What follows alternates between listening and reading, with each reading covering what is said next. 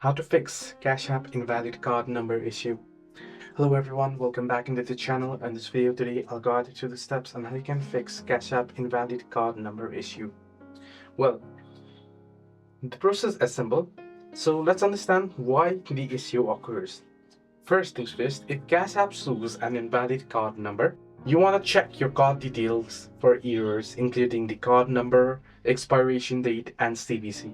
Ensure the card is active too and also hasn't expired, and verify with your bank that there are no issues or restrictions on the card. Then once you have done so, you want to verify card activity such as active card, contact your bank to confirm that the card is still active, check with the bank if the card has transaction limits, or your bank might have flagged your card for suspicious activity as well, so you might want to contact the bank. Now, if it is the app issues, while less common, it is possible there is a technical glitch on Cash App's end. You can try restarting the app or uninstalling and restarting it.